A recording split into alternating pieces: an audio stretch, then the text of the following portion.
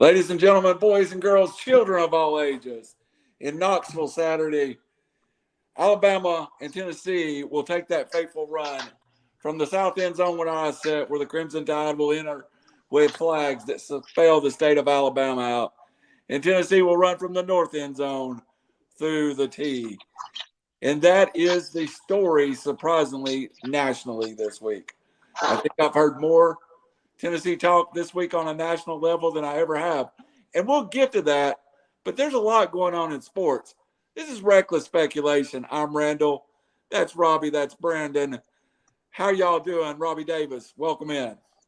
Oh, doing fantastic, man. Got one more day of work and then heading up to Knoxville, which we'll talk about later as you led into the show with. I think I've got a day to play with. I actually think I'm taking mine Monday to recover. So I got to pick my daughter up Sunday. No day of recovery there. Monday may be my day of recovery. Brandon Chain, while you are a standby this week, a lot of going on in sports in the area. Braves in the playoffs, Tennessee, Alabama, some big games throughout the country. We've got 6 or 7 games that's going to affect the playoffs. Yeah, definitely. No, I'm looking forward to sitting back this week and just being a football fan of college and also obviously NFL. But it's a great time of year. You got MLB playoffs. You got college football heating up and NFL as well. So big week in sports and looking forward to it for sure. And fantasy football among this group of people. Absolutely. Well, and I'm the looking Braves, pretty good. eighth place is really right there where you need to be. The Braves get out of the bottom of the inning on a great catch by Swanson. They're in the sixth, 0-0 at the Phillies. Uh, let's kind of let the Braves sit there for a while. Let's see if we can get some resolution of this game. We'll come back to it a little bit, maybe when Raj joins us or this game ends, because there's really nothing to talk about other than this is a must-win for the Braves, down 1-0. I will update you throughout the day. If you're watching us, we'll have the Braves score. Hopefully, you got the Braves on in the background, us in the foreground. So we will come back to the Braves, everybody. Let's move ahead, though, to college football and several games that we want to talk about. First, I want to stay in the South. And one of these teams have really fell out, Robbie Davis. Kentucky struggled the last 2 weeks, losing to South Carolina. But Mississippi State may be the hottest team in the SEC, and that's going a distance to say it. Since losing to LSU, Mississippi State is just slapping people. And you've got Kentucky, Mississippi State. Can Mississippi State contend for that West? Can they contend with the Alabamas of the world? No, they can't. But that's not taking anything away from them. Look, Mike Leach has got them rolling right now, and at a level that kind of Dan Mullen left them at, showing you can win there. But as much as I love Leach and um, advocated for Leach being hired several times at UT, Had to there's join. there's always this inexplicable loss that he has. They've already lost LSU, a game they were up big on. I think they started 17-0, just gave it away, and that's kind of because the stubbornness past every play, not working the clock, even though college football the clock lasts forever. Um, but I think Mississippi State wins this weekend at Kentucky, who is kind of gone injury prone and kind of not necessarily sad from a Tennessee standpoint to see that, but I mean I never want anyone to get hurt, but it's good that Kentucky's lost some games. Um, but for Alabama, Mississippi State could contend, but Ole Miss, Alabama, is just a slight bit better than them. They may upset one, but with that loss to LSU, they shouldn't have. I don't think I mean, yeah, no, I don't. Yeah, I'm sticking with my answer. No, they're not. They're not contenders, but they're a threat. All right, guys. Quickly from our friend, people wondering, our friend Tom Sloan, who's usually with us, is out with the flu bug tonight. We want to wish Tom get well soon. Have him back next week. Brandon, He just didn't want to talk Michigan Penn State. no, he didn't. He didn't send me a pic. No, he didn't send me a pic in here. He didn't want to get uncomfortable with Harbaugh talk. That Kentucky team is way different when Will Levis plays and when he doesn't. Them losing to South Carolina shows me a lot what they are without Will Levis. Yeah. Yeah, absolutely. And it's not looking like Will Levis is going to make this game either. So that's another nod in the direction of Mississippi State. Mike Leach is one of my favorite college football coaches of just ever. Like, I love his personality. Is just, straight to the point, and he's probably the smartest guy in the room most of the time. But he takes some big risks, and it's going to be fun to watch. I don't think Kentucky really has a shot here, especially without Levis, and I don't see it. Now, can they contend Mississippi State? I agree with Robbie. I rarely see them contending for the conference championship there. It's definitely going to be Bama, in my opinion. I think Bama can come in as a one loss, and that loss we'll get to later this segment, which I'm Spoiler fully believing in. Yeah, we'll go ahead and say that out there. But no, Kentucky they're not impressive without Levis, and they've had some tough losses lately. Well, let me throw this out here. If you're Will Levis, do you play again this year? I think you do, Robbie, because Will Levis is not a guaranteed top 10 pick. I still think he's got to put. That's Todd McShay has him high up there. I think you still got to show up this season. I mean, regardless of how your team's doing or finish, you got to put some stats out there. I tell you honestly, and you can bring that up all day. If I'm a coach and somebody shuts their season down in the middle of the year, I don't draft them. That's not a competitor. That's not a guy. That's not a guy I'm going to hook to my football team, and I want to lead my football team. Totally agree. And don't want to jump ahead, but if I'm Bryce Young, do you play again this year? If you're playing for national championships and Heisman trophies, you play again, no doubt. And they don't give you that money if you don't make it. Yeah, he's already getting money right now, so I think he's fine. He's getting a lot of money. Yeah, I think he's going to play again. If you're not, if you're in that position and you're wanting to sit out, I mean, like Randall said, I don't want you on my football team. Didn't Jamar Chase sit out and then he got paid? So I mean, I wouldn't say that's universal. Hey, there's competitors and they're smart. It was drastically different. Timeout. Is he not playing? Yeah, Jamar Chase set out his junior year at LSU for COVID season. Yeah, but it's just not to get hurt. Yeah, they was probably hurt people. Bryce Young is he's doubtful right now. And Cedric Tillman's doubtful. Cedric Tillman's doubtful. They don't need Tillman the same way Bryce Young is needed. Yeah, exactly. We'll get to that. All right, we'll get there. Discipline. One man on Acuna just got beamed in the elbow. Look good. They're coming out back. Kershaw just got out of second and third, one out, by the way, 2 strikeouts. He's been off. That was big. This changed the Braves season. I mean, postseason. This does not look good for Ronald Acuna. He got hit in the elbow? Yes. He's taking his pads off. He wants a spotlight, bro. He got shut out last year, and they still won it all, but they had the deadline to prepare for that. But he'll be fine. He's a tough dude. He's a little muscle. We'll move on while we wait for this to play out. Raj, welcome aboard. You got anything on South Carolina? You got anything on Mississippi State, Kentucky?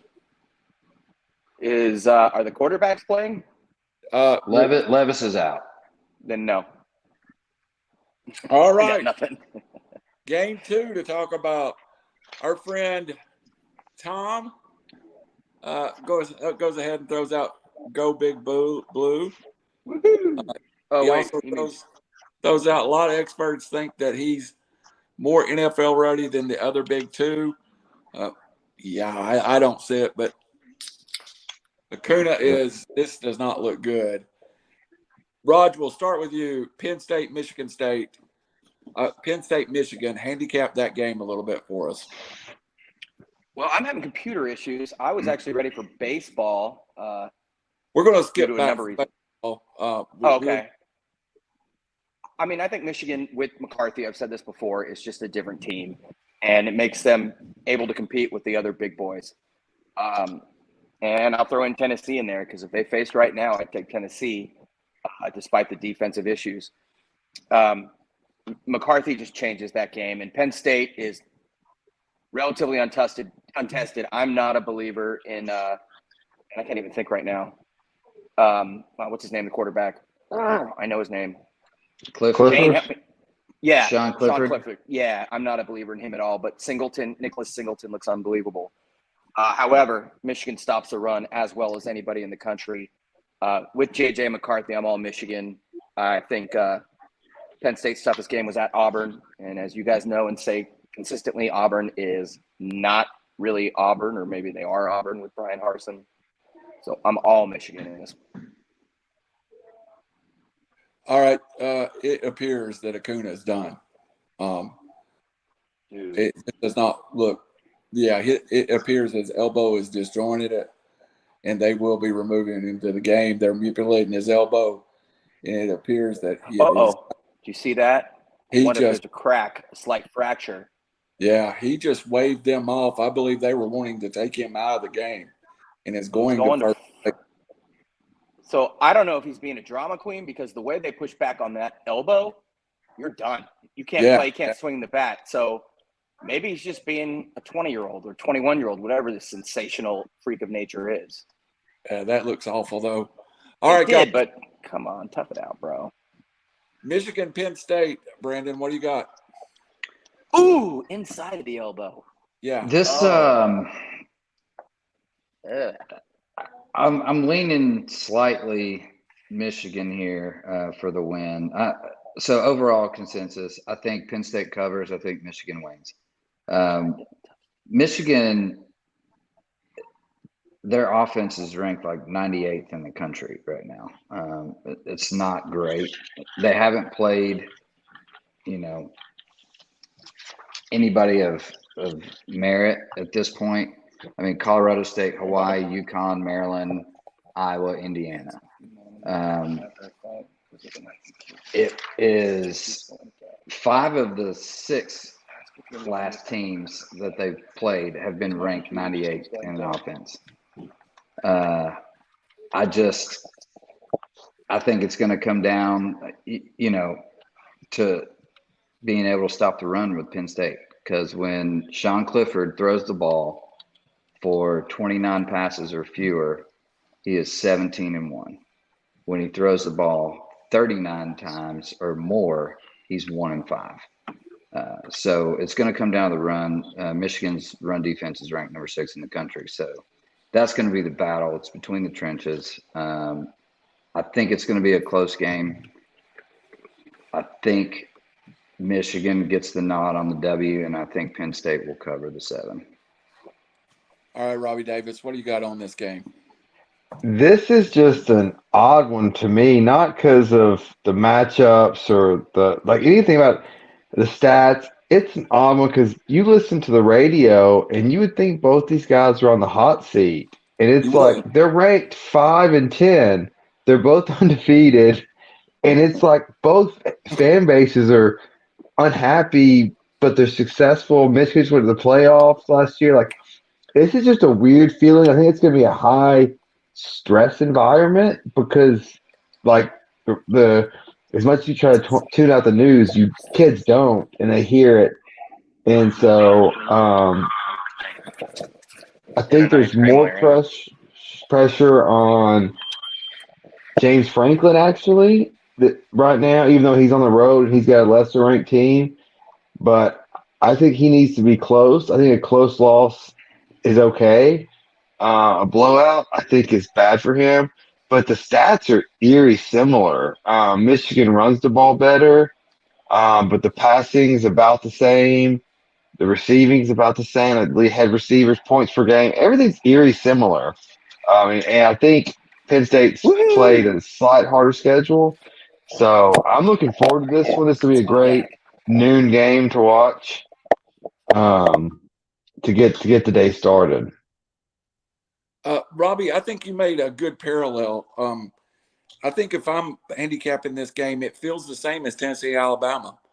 And I think if for Penn State or Tennessee to get blown out of this game, it kind of it will tarnish what has been a nice run. So I think for Penn State, it's a big game, and I expect Penn State to play well. Win, I don't know, but I think Penn State plays well. I do too.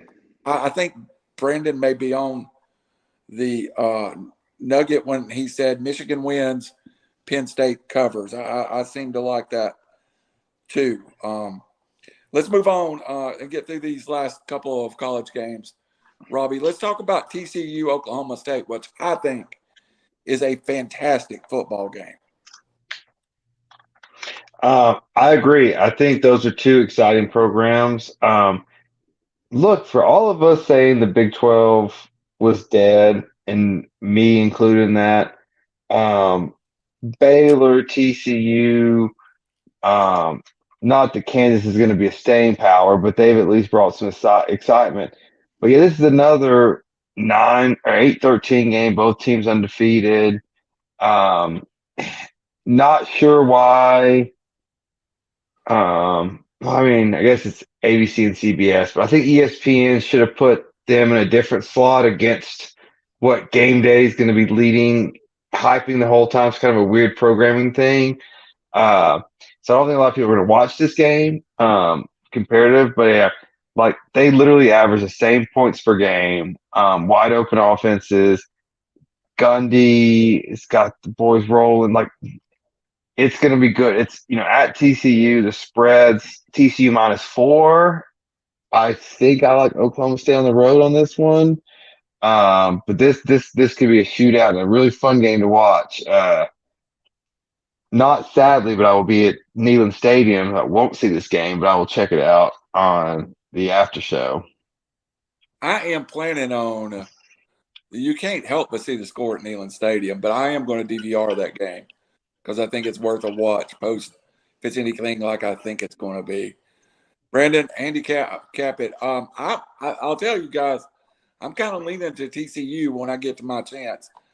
Are you Oklahoma State or TCU, Robbie? And then we'll go to Brandon. Straight up with the points. Straight up. Straight up, I think TCU wins a very, very close one. 4, I think, is too much. I agree with you. Brandon. Yeah, so look, TCU's ranked 93rd or 93 in defense in the country, and Oklahoma State's 104th. This is going to be a track meet. It's going to be big chunk plays, and I think the biggest deciding factor is stopping momentum. Now, whether you have 8, 12, 15-yard progression plays to keep the ball moving, it's going to be the sacks or interception that really decides the difference in this game. The over-under 68, I like the over here. I know that seems high, and they're probably wanting you to take that under. I like the over in this just because of their defensive.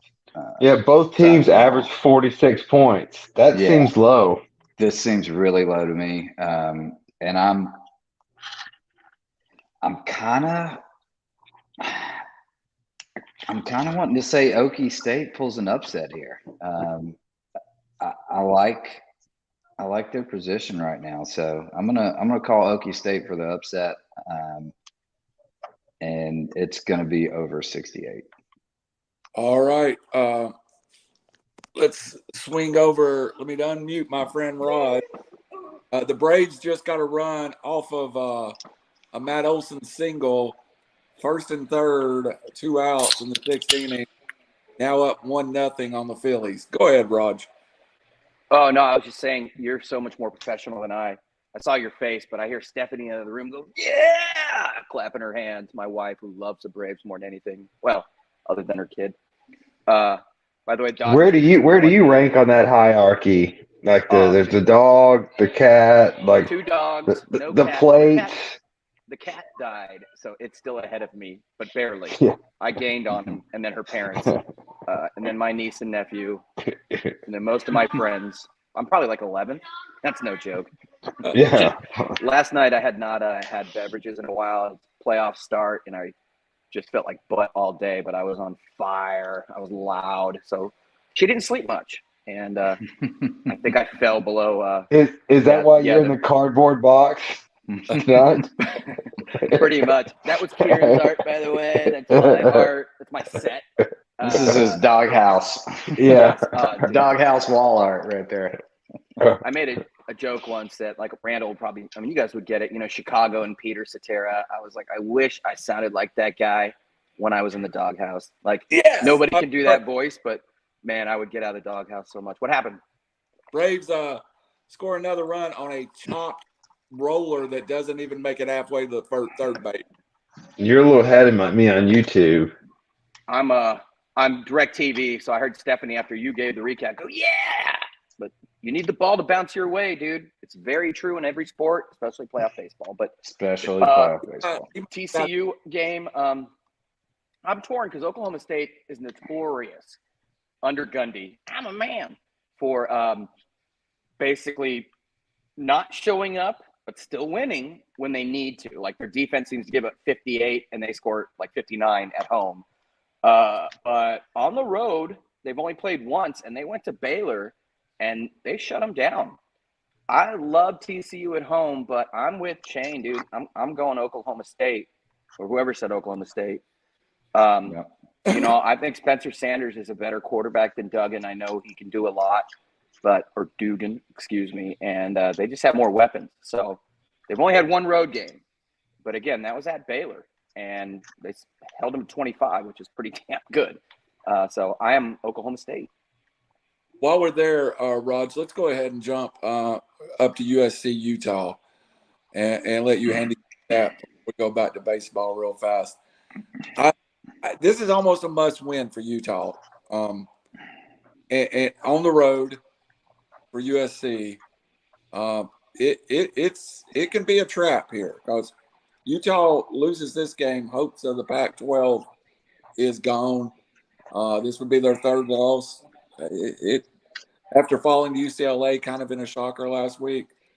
I still think USC is a better football team, but it is a little bit of a scary trip for them. Yeah, I'm really torn on this game in the sense that Rice Eccles is the SEC environment of everywhere this side of the Mississippi. It's insane. It's loud. They always put USC at night. Usually it's a Friday night. And under Helton, they manage to compete, which was baffling. Now we have a real coach, and they don't do dumb things, and they don't have these horrible penalties, and they don't have turnovers and critical spots, which Utah under Willingham's notorious for. And against UCLA, they did that. They Rising fumbled on the goal line. They had, he threw a pick, just stuff that doesn't happen with that team. And I expect them to clean it up. I really do. UCLA is actually tough at home, and Utah lost a lot, especially in the middle of their defense. Devin Lloyd, they lost 1 or 2 tackles. Their best players are on the outside, and namely Clark. Dude, I'm blanking tonight. Phillips III, the cornerback, who should be a first-round pick. But UCLA spread him out, and DTR, who's been there 8 years. Kieran, sorry, I have an 8-year-old who's pumped after the Muncie home run, and he's a lunatic also. But they spread him out. DTR, another 4 TDs, and Charbonnet, the Michigan transfer, 220 pounds of downhill. He had almost 200 yards, 198, and they couldn't stop the run. So transition would be to Travis Dye, the Oregon transfer, who is one of the best all-around backs in the country. I'm on delay. Darno's still up the middle. Yeah, I heard her now. I hear go. I don't know. She thinks every Braves runner, by the way, is Sid Bream, and like everybody's running in slow motion. So she's always like where the guy stands, like no throw, and he walks in. She's like go. To Stephanie's point, this was Matt Olson running, so he gets home from second on a DeNaro single to make it 3-0. And yes, he looked like Sid Bream running. Go ahead. If you're gonna do that to us, then come out here, because Kieran and I are big Dodger fans. She came out here in her PJs in the chop. Get on camera. She's like mortified to be on camera. But anyways, so Travis Dye does everything. Pass, catches the ball, yak. One of the best blocking running backs I've ever seen. Oregon top 5 all-time touchdown list. And he runs the ball really well. So believe it or not, because of USC, I think every time they're going to lose and the shoe's going to fall off, they're going to Cam Rising in Utah is going to respond. They're going to have Tavion Thomas, their monster back, who is built the same way as Ty Jordan, rest in peace, the 19-year-old who was the Pac-10 Offensive Player of the Year, I believe, in the Rookie of the Year, who was shot and killed inadvertent bullet at 19 years old. Tavion Thomas is built like that. He's a monster. And so SC is a bend but don't break defense, kind of like Tennessee. They're getting better. Their secondary is very good. So, and Utah's receivers are not great. They're kind of Utah 1990 in little Hawaiian dudes that are like 4 feet tall. Long story short, I'm going SC. Everybody's been dropping 8 against Caleb Williams in this offense. People forget Caleb Williams. This is his like 13th game of all time. 7th in USC. He's been rusty, but he doesn't make mistakes and he doesn't get sacked. I mean, he's still got 1,600 yards and 14 TDs to 1 pick. But most importantly, the third down conversions are just lights out. He doesn't get flustered. So for those reasons, I'm actually leaning USC. It's been at 3.5 all week. I expect Vegas, with the public, scared to go USC's way on Saturday. So I'm going USC, and I think that SC will win a close one due to a lack of turnovers, hopefully, and just senior leadership and the ability in all 3 phases. Well, the special team sucks, but all 2 phases, and I think they pull it out. All right, don't laugh at my prediction. Up until Utah lost to UCLA, I was going to pick USC. Something about losing a football game and then playing a rival. I agree. So I just think that's a trap situation for SC. I think SC should win, but I think that's a trap situation. It doesn't surprise me. Especially I'd like them to cover. I don't know if they get the straight up win. Brandon. Yeah, man. So Utah is so good at home. It's so hard to play them there. I think the last game they lost at home maybe been in 2020, and it may have even been to USC.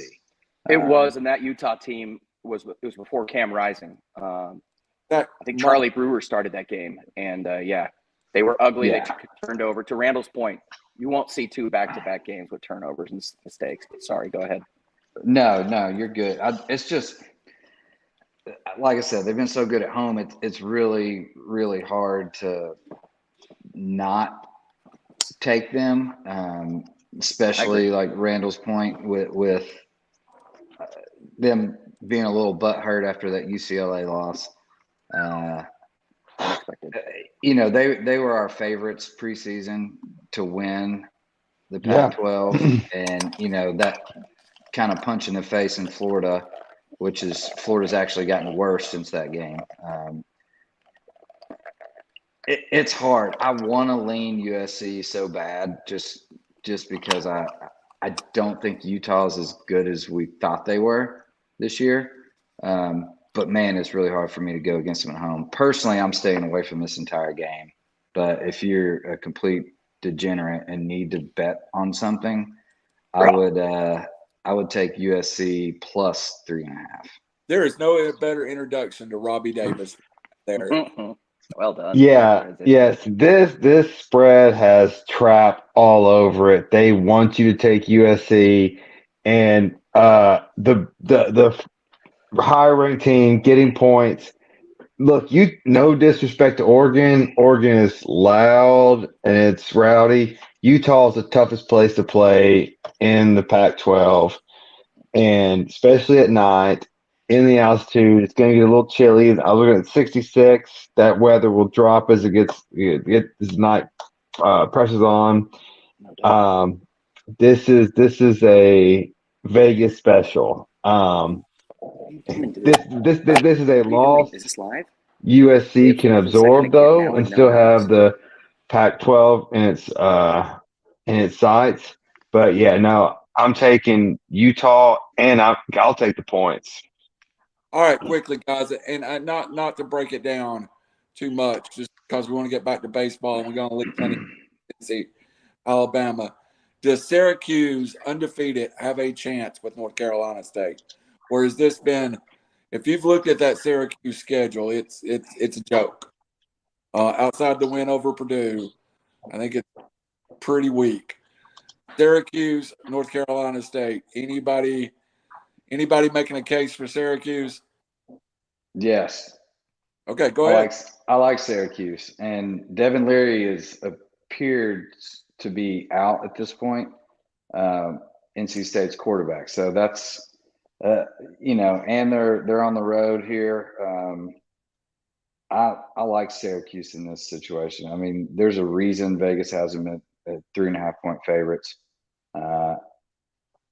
even though they're ranked a little bit lower than NC State. I mean, 18 versus 15 here. So I do like Syracuse to win in this situation. If Devin Leary somehow plays, I will retract that. But with him out, I'm on Syracuse.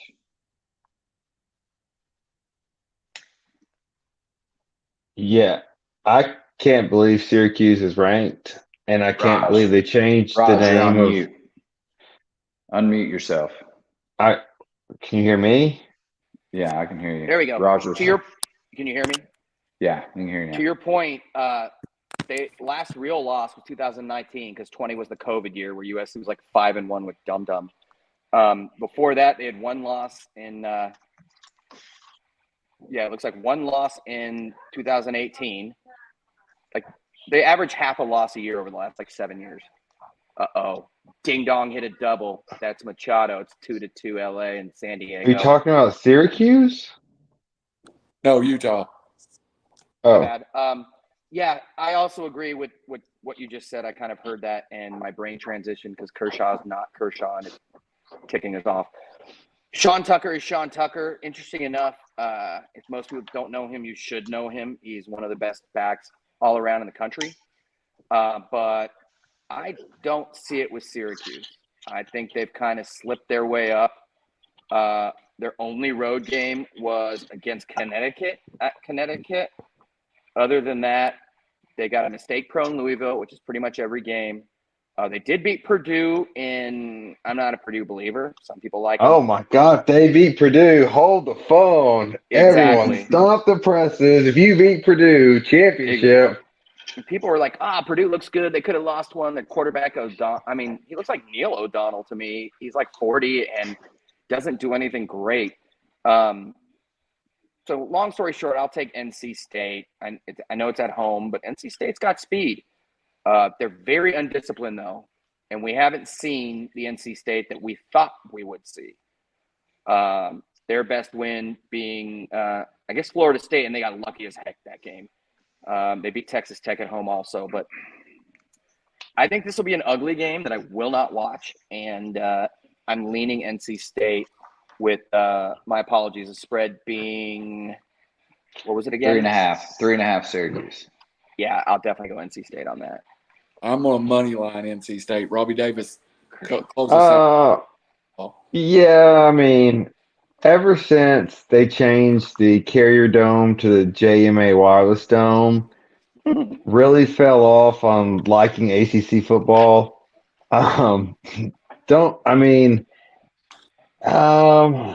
Yeah, give me a coin flip. I mean, NC State, they lost to Clemson by 10. Syracuse has played no one except for the mighty Boilermakers.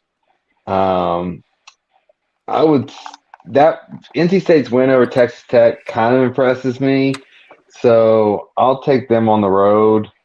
Don't know how close that Clemson NC State game actually was, but yeah, I mean it's ACC football. It's Are you kind of you silly. guys are both still taking them with their starting quarterback out?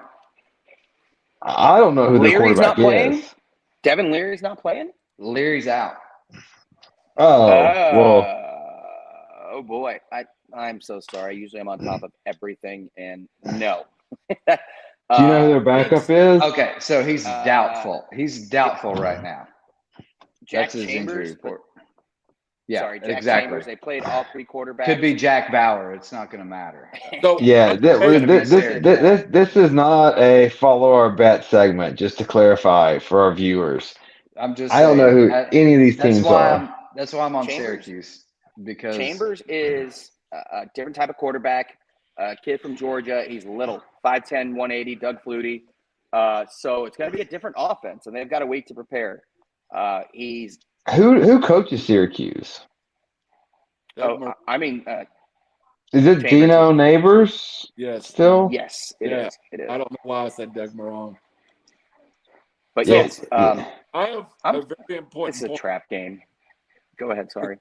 This is vital. I've been to the Carrier Dome. They didn't have heat and air when it was Carrier Dome.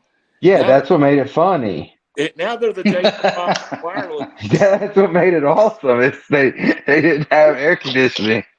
sponsored by Carrier. We Yeah. have no AC. Yeah, that's what made it great. Now That's Train's greatest commercial. now Yeah. they're the wireless dome, and they don't have Wi-Fi. So that means Yeah. they pick North Carolina State no matter what. I'm seeing a parody here. Yeah. All right, guys. Now, Go ahead. oh no, I was gonna go no. All right, Raj. We saved this for you, and I will chip in, and the other guys, I'm sure, will have a little something to say. Why don't you take 1 minute on the what's currently each of the series in baseball and how they got there, and just catch us up to date on baseball, and we'll kind of go around the horn if anybody's got anything to add after you do that. Okay. I'll start with the Braves. And ironically, Max Fried is the same with Verlander in game one, not in this game. Yeah. Fried was the same as Verlander. Verlander gave up 6 runs in 4 innings. Fried gave up 4 runs in 3 innings. 6 runs as well, but 4 were earned. These are 2 aces. Verlander, put this in perspective, gave up 6 runs in all of September and 4 runs in all of August. Welcome to playoff baseball. Being said, the Braves battled back, and that was huge. It was torture, losing by 1 with Olsen hitting a 2-run homer, the final being 7-6. But there were a lot of positives. For the Braves, it was the bullpen. They went 4 innings with 2 hit ball, and that's what builds winners. And they've been there before, and they don't need to worry, because I predicted them to come out today and basically shut down Philly and with pitching and defense, and that's what they're doing. To the Houston series, Scott Service, their manager, made a controversial decision. His closer, Sewell, he'd already given up 2 runs, but Service went to Robbie Ray, a starter who had his best years in Arizona. Great One name. in Toronto. Great game. He went to Robbie Ray to face Yordan Alvarez, who is Another great probably the name. best, one of the best all-around hitters in the league. And Ray went 2 pitches, both fastballs, 94 outside, and then 93 wheelhouse. When you're old and you throw a fastball lefty to lefty, so I should say that Cervais went matchup lefty to lefty, which it's when you do that automatically, I think it's silly. But I didn't know what he was trying to do. Is he trying to blow one by him or something? Again, with the fastball, you have no margin for error, and he missed twice. And Alvarez it was 7-3 in the 8th, ended up being 7-6, and Alvarez went yak. 2 outs, bottom of the 9, 2 strikes. Or 1 strike, sorry. It was just a bomb, no doubter. So they're done. Again, pay your dues. Seattle has not yet. With the Yankees, it was Garrett Cole, 6 innings, 4 hit ball, 1 run, done. End of story. Their bullpen was also much better than they've been. With the Dodgers, finally, it was 5-0. They started to coast. They are going closer by committee with the former Atlanta Brave Craig Kimbrell being left off the roster. Dodger bullpen went, 4 innings with 2 or 3 hit ball, 1 or 2 walks. They were sensational. Right now, this game is 2-2. The Dodgers and Padres with Kershaw. Either he has it or he doesn't on his slider and his 12-6 curve, and he doesn't tonight. Dodgers have 2 solo home runs off Darvish, but first and second, 1 out last inning. Kershaw struck out 2. First and second, 0 outs this inning. Padres have already scored. Kershaw struck out 1. He's got 0-2 to Cronenworth on my TV right now, which is 8 hours behind. So most of the games are going according to script, except for the Braves, but that's going to be righted tonight. And Braves win tonight, they win the series. So the favorites should all advance. Raj, I want to make a point. I said it early when we came on. Tonight was must win for the Braves. There's no way you go down 0-2 at home and have a chance in this series. And he's not going to win the Cy Young. I don't even know if he finishes in top 5. Your boy's been lights out. Goes 6 innings shutout tonight. Really probably gives the Braves the biggest bailout of the year. Still playing without Ozzie Albies, who's active, and still playing without Spencer Strider, who is active. But they're on the playoff roster? They both are? Yes. Whoa. Really through this series and hope they're back. Take the lead. You said you hadn't watched a lot of playoff baseball so far, but at what point will you pick it up? The National League Championship Series, or are you saying no? Me? Sorry. It's not for lack of wanting to. I've just been occupied with other things. It's obviously not at the top of the list because I'm a casual baseball fan, but once it starts getting down to it, I really do pick it up. I always watch World Series for sure. And then, I'll start watching probably this week here for sure. But no, I mean, it's the MLB playoffs. It always comes down to pitching and bullpens. And, the Braves have that right now. They have one of the deepest bullpens. And they were the best D in the National League. So I almost forecast a rematch here between Braves Dodgers going on. So we'll see what happens. I think the favorites win, but I think the only series that could potentially go to 5 games would be the Guardians and the Yankees. That I think that'll be a little closer than some of these other series. Robbie, I got a couple of questions for you. One of the alternative start MLB has been doing, the Braves had a 1:00 start, a 4:00 start. They're not in prime time. They're day baseball. And 2, where do the Braves-Dodgers rivalry rank in sports right now? So first of all, call me old-fashioned, but I like the 1-game playoff, the wild card playoff. This best of 3, I don't like it. And then, so what my thoughts are on the 1:00 games? It just makes it tough for fans to watch. Like, unless you have a day off, or you're working from home, or you have planned for that. And in this kind of scenario, I guess it's mapped out a month in advance or whatever. I guess people take days off, but a lot of people can't just take days off at random, or they can't plan days in October if they've already used their vacation.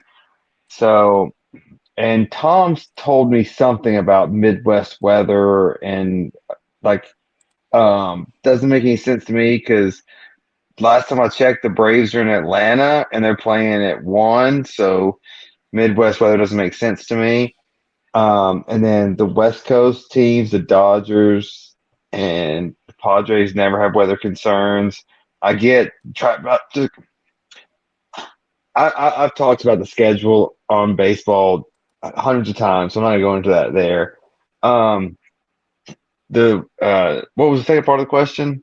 What do you think? Where does the Braves Dodgers rivalry now rank in the world of sports? The Braves are back to the fence. I think it's a top 10 rivalry in sports. I think it may be the second best baseball rivalry currently going, behind the Yankees and the Red Sox. Is that even going right now? Red It's Sox. not, Yeah, it's the Braves Dodgers. But I'm not. That's not the best, second best in sports or the top 10 in sports. No, I he don't said- think. Oh, that, yeah. Yeah, I mean, We're biased, but the stakes are always high with these teams. They end up meeting in the playoffs and Right, LCS yeah. almost every time. both yeah, teams- but I mean, Great even franchises, similarly built. That's why I'm so even sad. down years, Lakers, Dodgers, Cowboys, Eagles, Cowboys, Redskins, just the Cubs, Cardinals. I mean, just to think of some of them, and then in sports, in college sports too. I mean, there's a bunch of now. It's I think actually that, the He said Commanders, currently. He said not currently. Redskins. Commanders. did I say Yeah. Redskins? Yes. So he said Yeah, currently. well- Nobody's watching well, Cowboys one- and Redskins. I hate that they're.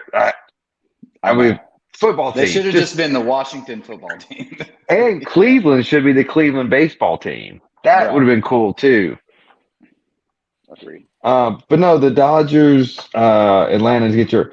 It's got the coastal, I guess, of the Boston, LA feel, and so you got the East Coast, West Coast, and kind of these colliding cultures, if you will.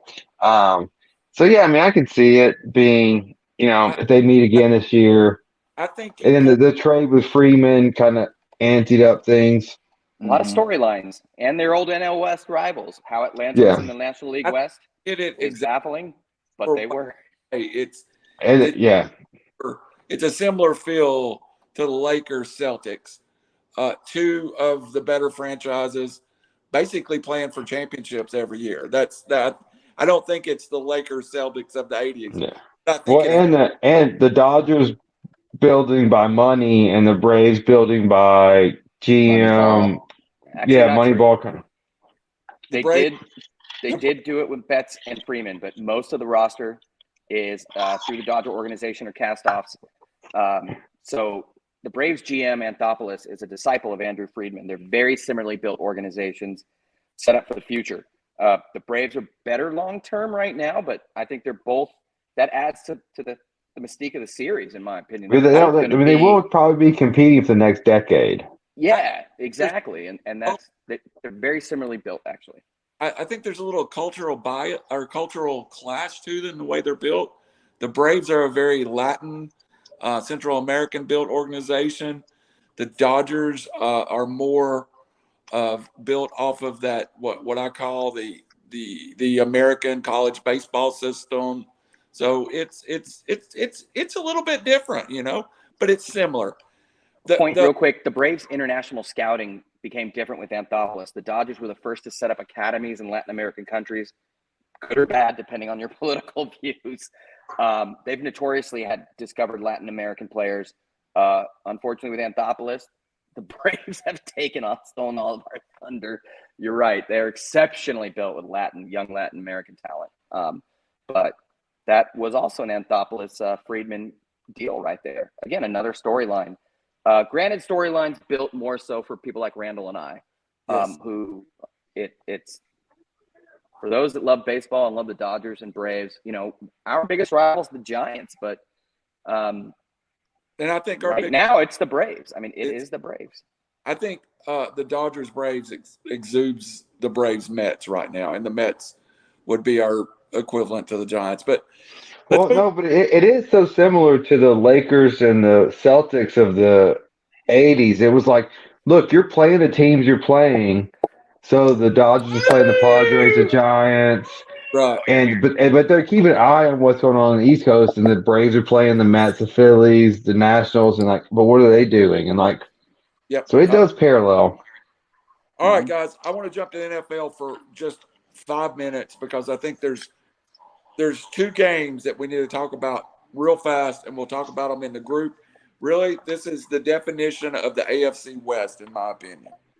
This weekend is some huge matchups in the West. First of all, the Chiefs gets the Bills, and then the Chargers play the Broncos. And I think one of those teams rights their ships. And I think the other matchup really defines who's going to run the AFC. Where's the Super Bowl going to run through? Kansas City or Buffalo? So take those two games and break them down just a little bit for us.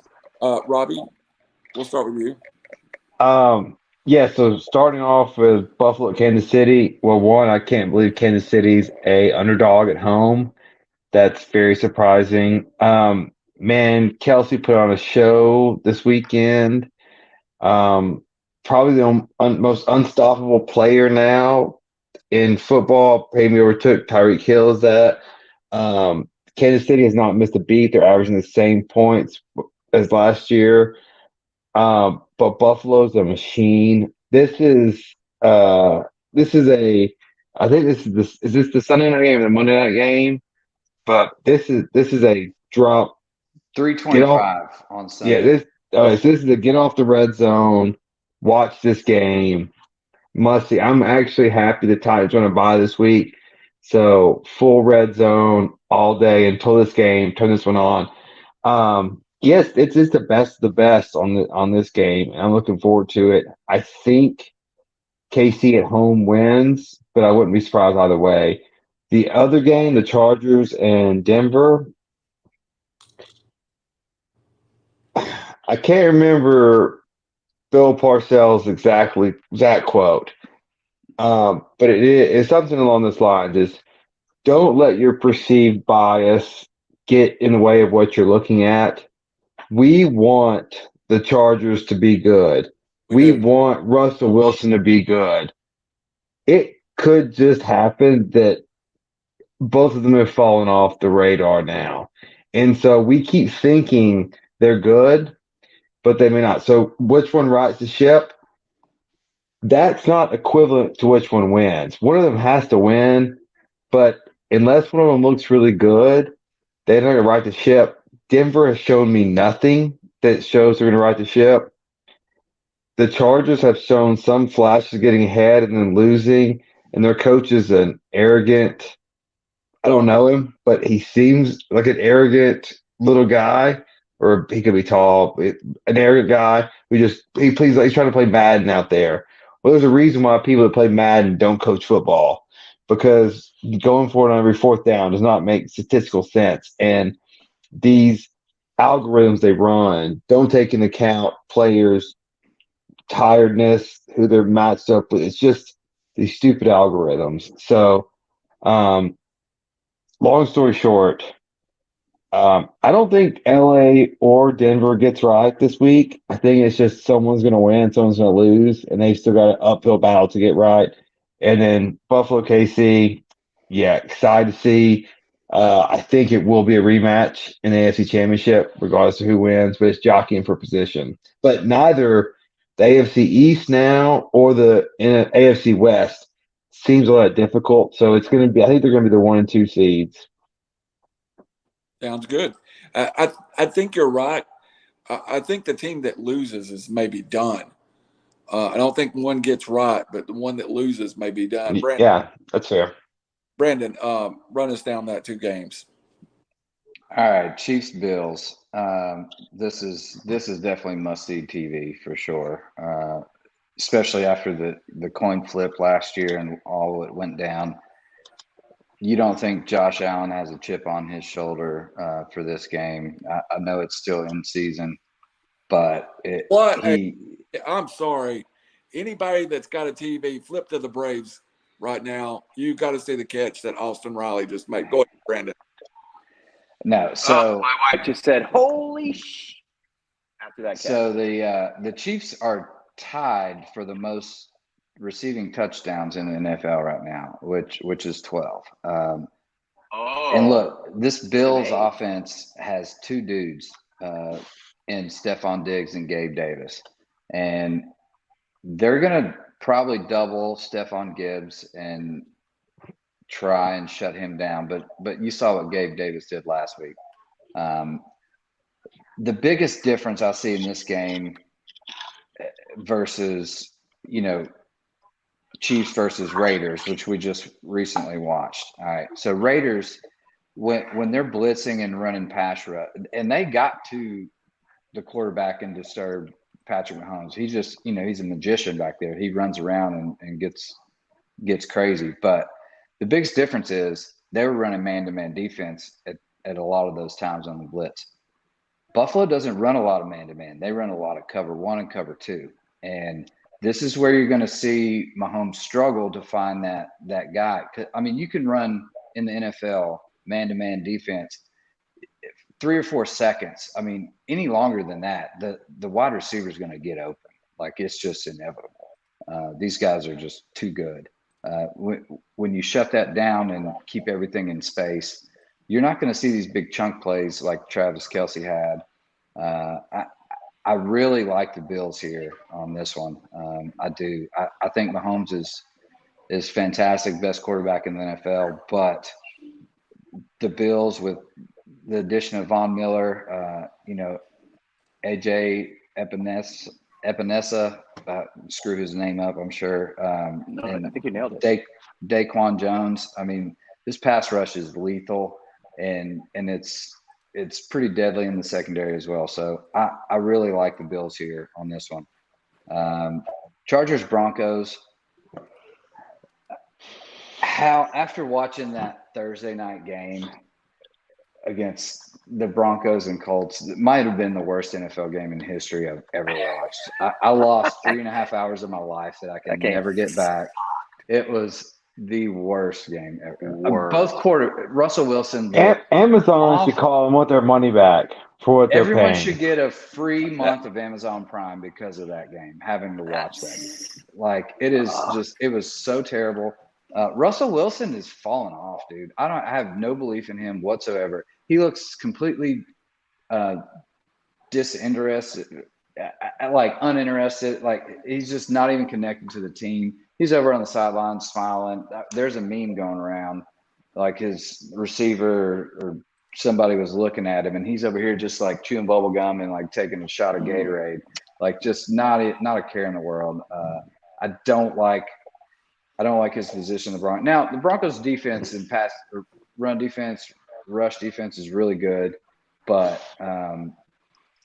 you got to contain Austin Eckler here, and we saw what he did last week, and he killed it. And we could potentially see Keenan Allen back as well. Then you got him and Mike Williams to deal with. I really like the Chargers in this position. I think 4.5 is too low personally. I think Chargers win by 10. All right, Raj, got a couple minutes, and we'll move on to Tennessee, Alabama. You see, I'm going to give you my picks right now. I think the Chargers do get healthy, and I think the Chargers become I think by game 17, the Chargers are there and potentially a playoff team. I like the Chiefs at home catching points. I can't help it. That's just my – go ahead, Raj. First of all, I just wrote, my hand was in there, keep it simple, stupid. Keep it short as well, which I'm already violating when Randall has been a dad longer than I, and he knows how to rein me in because I can just yapping. Stream of consciousness. As I just did it. I'm going to start out with the Denver game. I'm not super freaked on Russ. It's his, 6th game in a brand new offense, brand new personnel. He's lost arguably his best receiver before the year in Tim Patrick. Javonte Williams, done for the year as of the Raider game. I was at that game. It kills him. 4 TDs and 3 picks, but most notably, just like the Raiders, who, if they had any semblance of an offensive line, no offense, Chain, but 6th-round pick, Thayer Mumford from Ohio State, is starting for the Raiders at right tackle, and he is one of the worst linemen I've ever seen in my life. Right side of the Raiders line, notoriously bad. 16 sacks for Russell Wilson, over 99 yards lost. That's a touchdown. I it's a long season, and I think they'll get it right. But for now, with no running game, Melvin Gordon averaging 3.5 yards per carry, I'm going to go San Diego. I will not call them LA. Herbert's getting healthy. They haven't had Keenan Allen. Being said, the Denver secondary is amazing, but Eckler, like you said, Josh Kelly, I think they'll grind him out. And games in SoFi, which really isn't a fan advantage, but I will take them. I think Denver is going to get worse before it gets better. I also agree with Shane on Buffalo, Kansas City. I will take Buffalo. They're the better team. Ironically enough, Diggs is going to do his. What Buffalo did, though, is they went and got and drafted young Tyreek Hill molds. And I'm not talking about Gabe Davis, who's 6'2", 220 pounds or 210. I'm talking about Isaiah McKenzie and Khalil Shakur. McKenzie being 5'8", buck 75 wet, dripping wet. Shakur is a small 6. They got speed on the outside. And each game, there's one of these guys that is just going off. Moreover, Kansas City was third in the NFL against the run. Josh Jacobs destroyed them. Noah Syndergaard's alive. He's coming in for the Phillies. Sorry, just kidding. Thor, as he was once called. Jacobs had 154 yards and almost 40 yards, 5 catches. By the way, don't ever pay a running back because when they're in a contract year is when they actually show up. So I think Buffalo can gash this team. The Raiders are stupid. They should have won that game. The penalties and critical times, the late first half. Long story short, Buffalo doesn't do that. And I think they're the better team. They're the second best defense in the NFL to San Francisco against better competition. They are under 80 yards against the run. I think they come back, and they're not going to let Travis Kelce, like if the Raiders just met him, he has his best games ever against the Raiders. The Raiders didn't do anything at linebacker or offensive line, and it showed in the offseason. And Kelce went nuts. It's like, dude, without Tyreek Hill, you should be able to put another guy on him. It doesn't matter. Buffalo's not going to do that. I will take the Bills. I am shocked at the spread, but I'm leaning money line because this could be another 30-29 game. Well, and the thing is with KC, Bills are smart enough. They're going to blanket Kelce. Like, he's going to have trouble back there. Exactly. It's going to take Miko Hardman. It's going to take Juju Smith-Schuster, Sky Moore. One of those guys are going to have to go off and really open up the offense. That's been the problem. Just double team Kelce. Hey, it's simple logic. That's like, hey, just throw a safety back around Randy Moss. That's okay. If you notice in my comments earlier, that's what happened though. When they were blitzing and they were rushing, they were getting to Patrick Mahomes. He was scrambling and they were in man coverage. When you have a linebacker on Travis Kelce, it's not going to bode well for you. The problem I have with Buffalo is Josh Allen's their leading rusher. That's a problem. Yeah. All right, guys. They get it when they need it. Is it? We're going to move on. Yeah, exactly. Yeah. I agree. Are you kidding? You want Josh Allen being your leading rusher? He does what he does, dude. If you do, that's fine, but that's crazy. You don't want that. It's part of their offense, man, with Montgomery, Moss, and Cook from Georgia. They get it when they need it. They convert third downs. Well, no, you can't have by getting outside the pocket when he needs it. So wait, hold on. So you're saying it's a good thing that he's the best? I'm not saying he's the leading rusher. I'm saying it's Buffalo's offense. Look at Lamar Jackson. He's the leading rusher on the team as well. But obviously he's faster than Josh Allen. But when you're in scramble and you see. But no, the offense is designed for that in Buffalo. It's not designed, or in Baltimore. It's not designed for that in Buffalo. So there's some weaknesses there that's getting exposed. That's even better because he's running the ball. No, because your running backs are only getting 2 yards a carry. That's not good. That's not their offense. They're not going to line up, big 2 tight end. Even though they have 2 tight ends, they both can catch the football. Their offense is him, and it's breaking down. It's getting outside the pocket. If He's so you're relying savvy. on him to run and be your leading rusher, good luck. They're He's not. They're not their relying on him to intentional pass leading first. rusher. It's a I wanna- byproduct.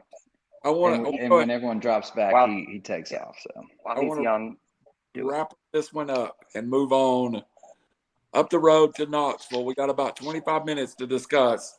oh Uh, boy. I'm going to give the vital stats and some latest news coming out, and then we'll go around. We'll give everybody to express their feelings on the game. The matchup. First of all, I got to say this. I've been doing this for 30 years. It's been a long time since I can say that the anticipation of a matchup is this. But 3 versus 6 in the AP poll, 1 versus 8 in the coaches poll. Both teams outside of 2 star players are fairly healthy. Officially, at this hour, Bryce Young is listed as doubtful. Cedric Tillman is listed as out.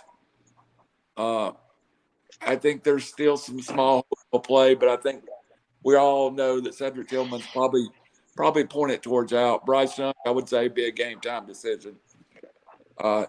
Tennessee comes into this game with a lot of issues and questions in defense. I personally will say I think it's the nature of the way Tennessee plays. But, Tennessee's 254th in football in pass defense. They're giving up over 300 yards a game. 254th? Yeah, I guess this includes here. I'll just E3? go ahead and give you the exact numbers from Score Mobile.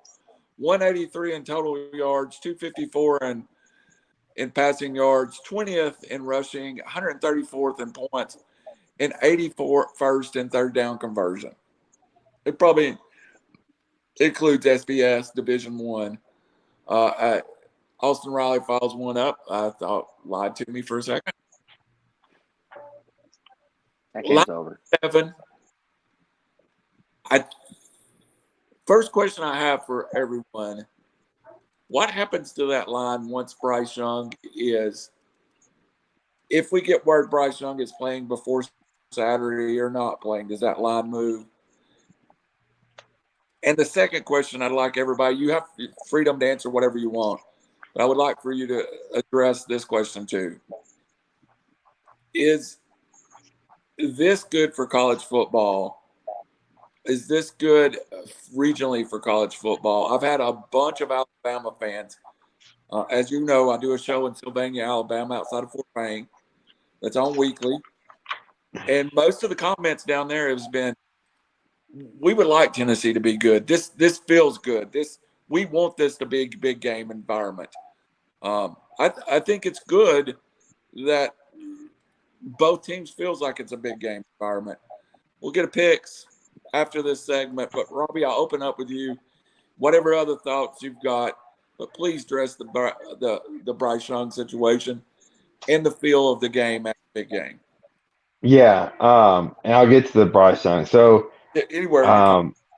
yeah, so as Randall, you and I know, we've been going to football games for a long, long time, and for the past decade, I've given away more tickets than I've had people use, and so I've given away Alabama tickets because nobody wanted them unless they yeah, I have too. I've given away plenty of them, and I was like, and then now people are calling. I'm like, well, sorry, they're all taken. But yeah, so Knoxville, like,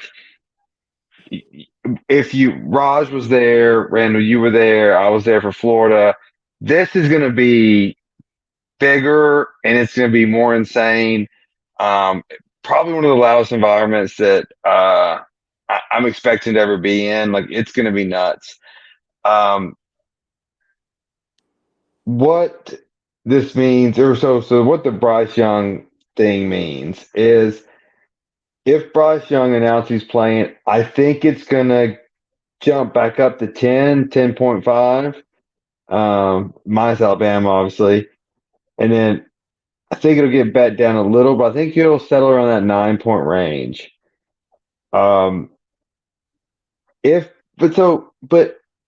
let's think about this. I don't want to take up too much time, but if you're Alabama, if he's not healthy, besides for this streak and this just wanting to dominate Tennessee, it's better to have him healthy. Even you may win, even if you do lose, though, you're one loss out your star quarterback.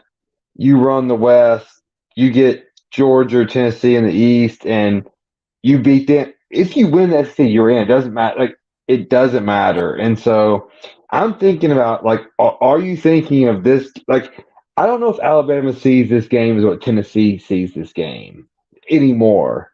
It's important, but it's like I'm not risking Bryce Young for the rest of the year to play him Saturday because I can lose this game easily, and my goals are still like that train still marches on. And so, yeah, the line will move. And then, is this good for college football? 100% is good for college football. This is uh, uh, uh, this is for people. Well, my parents' generation, Randall, your generation. This was the game. Like this was the game. Tennessee, Alabama, huge stakes. Thursday, Saturday, October for a whole country before college football kind of got to what it is now, which expanded the continent. Uh, is that right? Continent, just the United States, whatever it is. Um, once it expanded that, then now it's got more widespread. But yeah, Tennessee, Alabama was huge, and it's one of those. Even today, we've lost 15, 16 in a row. And still, the SEC is like, no, Tennessee, Alabama has to play every year because that's how important it is. Now, it's not probably, but it's not the hatred that Ohio State, Michigan has, but it's every bit the historical significance. I follow. I don't. I agree with you, and uh, Maybe I not hatred, but obsession with Ohio State, Michigan. I think it's more a a funny ha ha with Tennessee, Alabama, where Ohio State and Michigan are just bad feelings, like evil, we hate you feelings. So, and I think Tennessee, Alabama is like, oh, we're going to poke you, Junior and Lulu, if we beat you for the 16th time. Jay,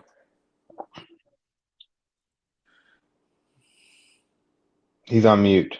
you're on mute, Shane. I couldn't agree more on the rivalry being good for college football. Like, as much as I hate Michigan, I want them to be good because I want to come into that game knowing, stress levels high, intensity's high, and you're playing for bragging rights or whatever. And it's very important in college football, and it's a must-see TV situation, kind of like the Bills Chiefs. I mean, you want to watch that game. Like everyone's going to tune into that game. I'm thankful we're on a bye this week, so I get to focus on these other games that are high level. That said, Bama's not the Bama they used to be, and this year. And as of right now, we've seen them struggle against some teams that Texas, not even ranked. Texas A&M apparently have trouble with the oil money going on down there. That's awesome. Yes, that's awesome.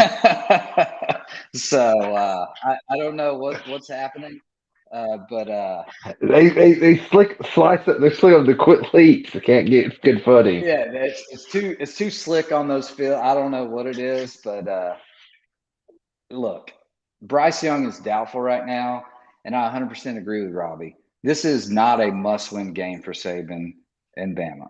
This is a game they would like to win, but to risk Bryce Young for the rest of the season and national championship contention. If he's not ready to go 100%, I don't see them trying to play him. Now, is this a game Saban wants to win? Absolutely. He's a competitor. He's going to do everything in his power to win. Now, is he going to risk his player?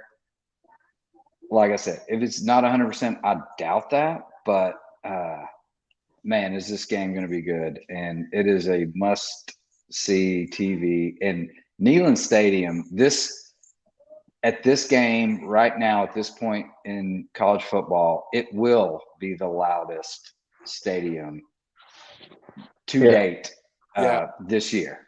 There's no doubt in my mind. I wish I could be there with you guys. That would be one of those games I'd love to just sit back and get my popcorn and watch, because it's going to be awesome. And I am. We'll get to the picks here in a minute, but I already spoiled that earlier. But I'm in heavy favor of one team. All right, Rod. You've always a defender of when games are regional and when games are not regional. This game, with Alabama being involved in it, it's not regional. This becomes playoff level football. And Rod, I think Tennessee has a ton to prove in this game. And I'll go through some stats here in a minute. But to recruit at the level to maintain that program, they really have got to beat a Georgia or an Alabama this year. Go ahead, Roger. Oh, there's no doubt. I can safely call Heupel a quarterback whisperer, by the way. Again, he looks like he works at H&R Block, but he can recruit like no other. He's a leader. Him and Hunter Renfrow, he looks like he ate Hunter Renfrow. But he's a leader. He's a talker, and guys follow him. If you see Renfrow and Josh Heupel at Hooters at Saturday night at 11 o'clock, would you be shocked? Yeah, dude. Not shocked at all. They'd be selling Xerox copiers on the road in like Sheboygan, Wisconsin. Yeah. Historically, Tennessee is one of for this generation, whatever that means, this is not a rivalry. It's a 75-0 game. Most places don't watch this game, but then again, most places don't watch Alabama play anyone aside from Georgia or LSU. But historically, Tennessee, and I've said this before, Robbie and I always talk about the parallels between my USC I own the university, and Tennessee. And I mean this because when Tennessee comes to town, they get a different look. They take everyone's best shot. They're one of those teams where when I first moved to Tennessee, I was like, so who would you consider your biggest rival? And the answers were across the board. The flip side being is most opponents would say Tennessee, which, maybe that's that decade of just dominance, the historical, these figures. It is a different game, especially in the South. I think there'll be 107,000 in the stadium. There could be up to 50 to 100 grand outside the stadium, like Tiger Stadium. Oh yeah, which is what I'm saying on mute, and it's gonna be insane. Being said, Saban's best friend is Bill Belichick. Belichick is notorious for injury report. I think Bryce Young will play. I think they love this ambiguity. I think Josh Heupel's very smart, and he's planning 100% on Heupel playing. Yeah. Milroe was okay, 4-star cornerback, but first game, and that was a pretty vanilla game plan. And Saban knows who he's got next, and that shows a lot of respect for this Tennessee team. When you're 6th in the country and Bama's 3rd, I don't think you can afford to lose this game. I would call this a must-win in that sense. Aren't they both in the same division? No, Tennessee's in the East. No. But yeah. So I guess that's what you guys mean, that they'll win the West. SEC still do the divisional crap. Yes. So if Alabama loses, let's just say Alabama loses Tennessee, they win the West, and they beat whoever comes to the East, they're in the playoff. Right. But this game go against LSU at LSU, which will be a night game. I think Tennessee got a huge break in that game. Yeah. And Alabama at Ole Miss after Alabama. that. No, I agree. Yeah, the Ole Miss game is the only one. Yeah. Yeah. Ole Miss is the only one that could trip them up outside of Tennessee, in my opinion. If Bryce Young is healthy, I don't think they lose to anyone when they play Alabama football. Roz, you do make a good point, though, because unlike for our betting friends out there, if they don't know, so the NFL has to disclose injury reports for gambling reasons. NCAA coaches do not. So they can say injured right before the game they're playing. And so they don't have the same injury Right. requirements as the NFL does. A little nuance. But Yeah. there's a huge difference, and I'm going to talk about this in just a second. Even Bryce Young playing, what level of Bryce Young is it? I don't care. Can Bryce I'll take. Young 60% beat Tennessee? Does Yeah. 70% beat Tennessee? There's a level of, I expect Bryce Young to play needs to be at a percentage greater than just being able to. If this was 3 years ago, Bryce Young could play, hand the football off, and throw it 5 times and win the game by 40. So, Well, I disagree. Oh, go ahead, No, whoever sorry. it was. So, no. Oh, so You're the the expert. difference with an experienced quarterback. So let's say you take Bryce Young. So Tennessee's obviously they're going to go fast. They're going to say where the defense at, where the defense up. On the flip side, you got an experienced quarterback. Take the ball. Hey, our defense needs a rest, or they don't need a rest. If they score in 20 seconds, they may not need a rest. If they score in 60 seconds and they're back on the field, a quarterback that can control the field and say, here's an 8-yard pass, here's a 5-yard pass, 7-yard. So dink and dunk all the way down and still score, but give your defense rest. That's huge as opposed to a freshman who's going to make a mistake or you go because with these offenses that go so fast, if you go 3 and out twice in a row, game's over. That they're marching down the field on you, and you can't catch up. Yeah. No, I agree. I agree, and I think if Bryce Young plays, Alabama wins. If he doesn't, Tennessee wins. I really believe it is as simple as that. If it's my turn, I know I'm not an expert like you guys, but I'm torn. So, Randall, I have NCAA stats as Tennessee 87 total defense. They're actually very good against the run. I think like top 25 or something like that.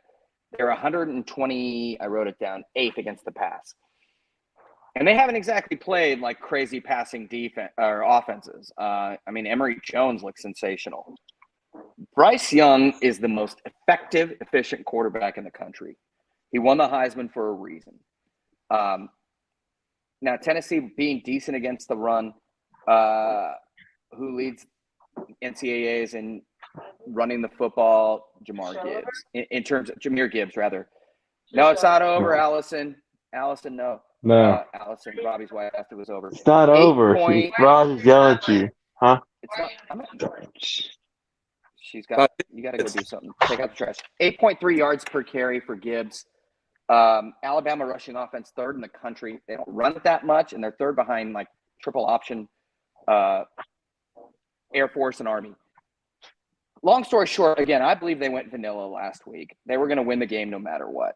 If Bryce Young plays, they beat Tennessee, in my opinion.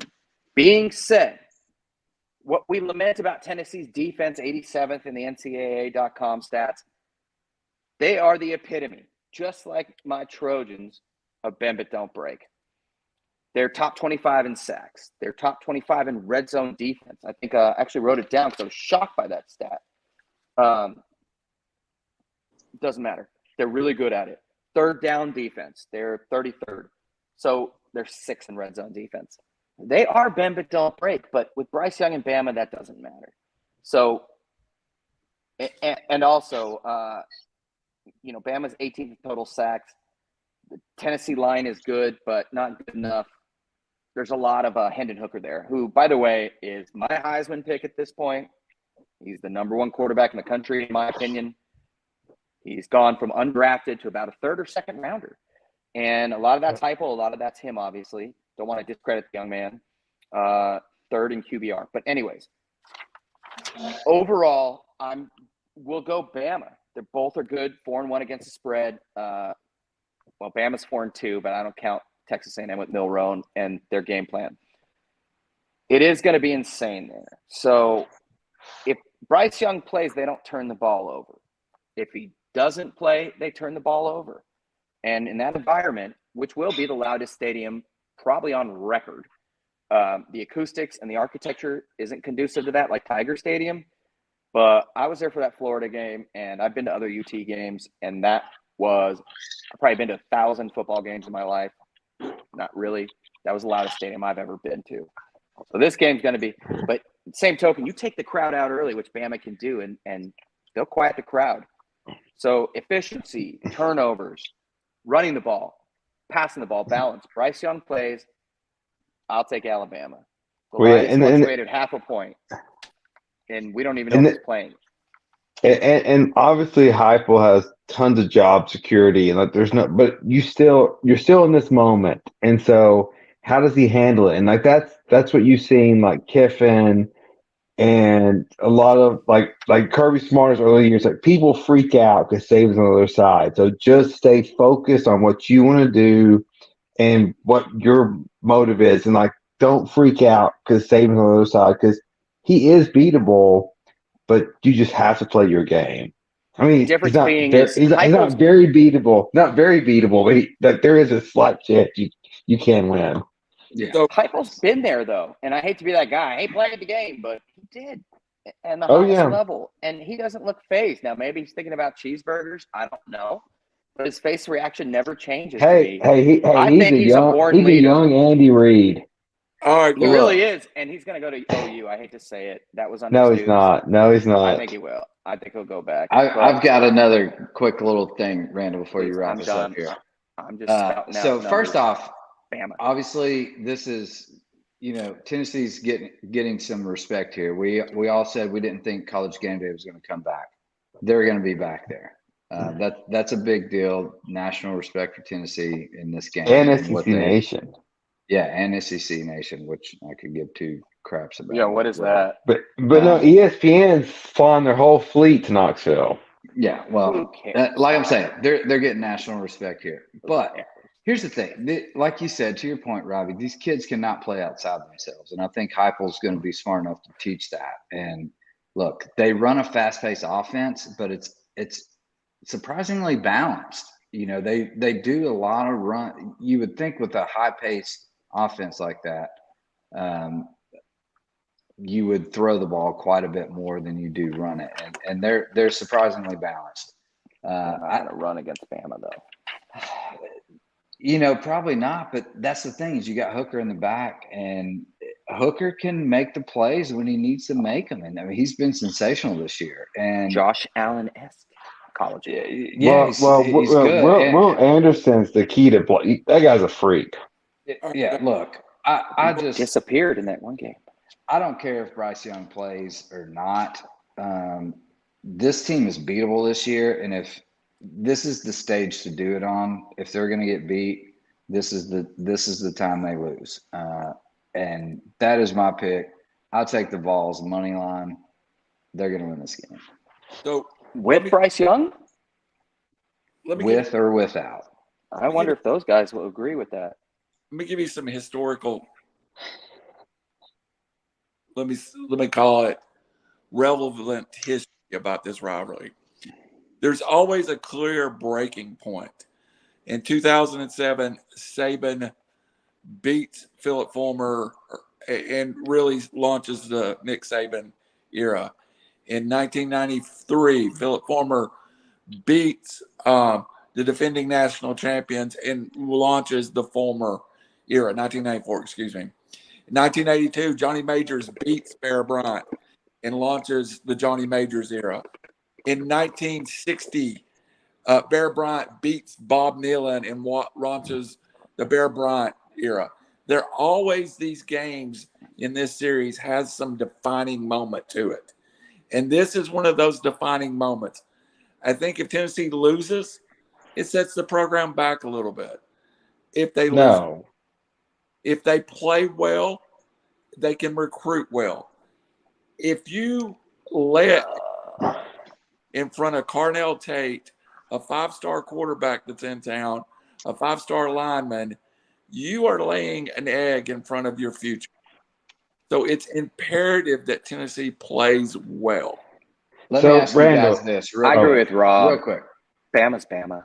Do you think the Vols, especially you, Raj, because you're not biased, do you think the Vols are a better team than Texas? I think they're very similar. Similar, very similar, different opponents. Better. Okay, so if Quinn Ewers didn't go out that game, Texas wins that game, in my opinion. Yeah, probably. That game's over. But that's They different. beat him deep all day. Stakes are different. Stakes are different. But I'm saying Bryce Young was there. Also, do you think Tennessee is a better team than Texas A&M? I think I'm about to address that. Big time. Again, Bama didn't do anything. That's what I'm saying. Wait, hold on, Randall. Let me ask. Beatable. The only thing Tennessee's different. You got to mute us all, Randall. All right, let me finish. They don't have the oil money. I think Tennessee's first 40 is as good as Alabama's first 40. Tennessee is got to have good things happen early for them to win this football game. If it comes down to depth and a special teams and all that things that go with football, Alabama's a better team. Alabama is still deeper than Tennessee. Alabama is still got 5 stars sitting behind 5 stars where Tennessee doesn't. But, Brandon, to your point, I think Tennessee's first 11 on both sides of the football are better than Alabama's first 11 off both sides of the football. Hell, I just bought an oil refinery trying to get some victories. I think Tennessee, the bet of the year, my bet you're nuts. Wait, hold on. Oh, yeah, we got to do that, right? Bet you're nuts. Wait, Randall, hold on. Forget it. All right, so if Tennessee wins, are you a fan of storming the field or not? Oh, my fat ass is going to the field. 100%. What? You got, dude, when we beat Michigan. Come on, dude. There's a 25 and under rule for that. 55-year-old ass is storming the field. Well, okay. The counter argument is we're Tennessee. We should expect to beat them. Like, no, is that just out the window? You do not expect to beat them. Are you kidding me? It's not 1998. So it is different, though. This year's the first year it's different. It is. Been around the with first years year. They thought they had a chance. This year, is with the number Tennessee one offense fans. in America. No offense, guys. Tennessee fans every year think they have a chance until game 2, and then it's like fire the coach, fire the AD, every same set thing. it on fire. This is they're going to go 9-3 worst, and then they end up 3-9. Well, I'm finishing now. I'm gonna mute you. All right. Okay, go ahead. The bet of the year is over the first half total because fireworks will fire early. Bands will play. Tennessee's defense is built to turn the football over. All those stats mean nothing. It's built to sack the players, turn somebody's over. Early on, both bands are going to play. I would not be shocked to see this be 28-31 at halftime. Not even close. So I think that's it. Now I got to point out. Robbie, your prediction. Whoa, if it's 28-31 at halftime, we are screwed. That means they are scoring with us. That's a bad sight. He's right. He's absolutely right. My prediction for the game on Saturday, or my bet you're nuts? No, go with the game, and then we'll do our bet you're nuts.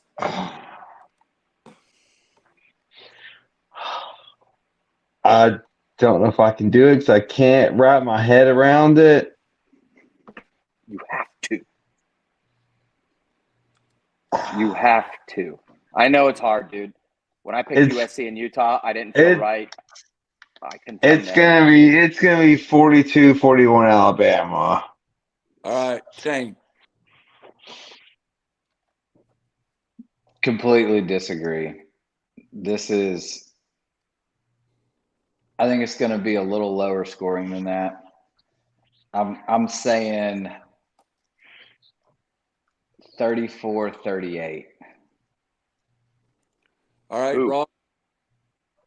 The Vols. What do you got? Oh, you said Vols. I've got 2 scores. Sorry, Brandon picked the Vols 38-34. If Bryce Young plays, I've been debating about this. I'm going 39-33 Alabama with Tennessee with typical heart ripping out, having a chance, and then somebody fumbling. Not That's Hendon Hooker what throwing I'm a pick, because picturing. he Yeah. doesn't do that. I think he throws the ball downfield, and somebody other than Brew, and Tillman, somebody accidentally fumbles trying to get an extra yard when they need to go down. Yeah. If All you Bryce have to Young do- doesn't play, sorry, go ahead. No, sorry, I was interjecting there. No.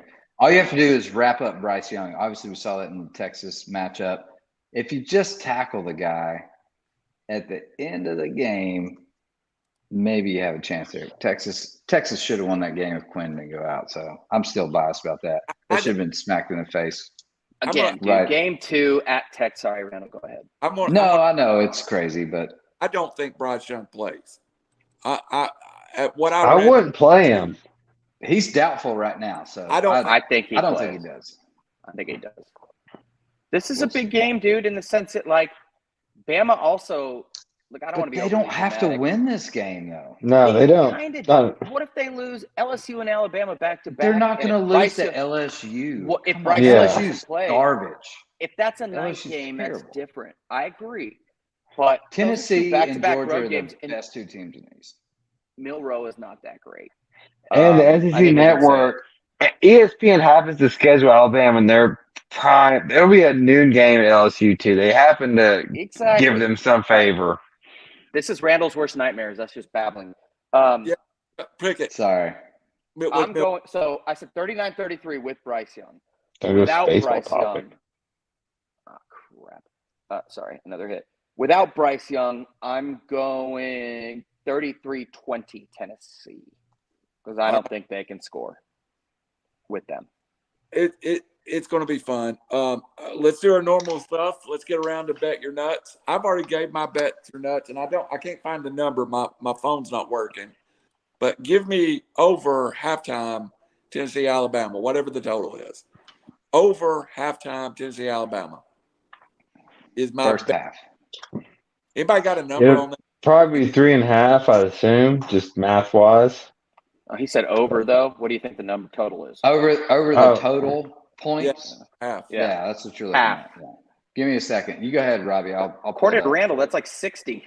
That would definitely hit the over. It was like 97 in the first half. I don't know. So my bet your nuts, and if anyone wants to Venmo me money, I'll match them and I'll Venmo them back. I love that guy. I'll match any bet you want. Tennessee +7.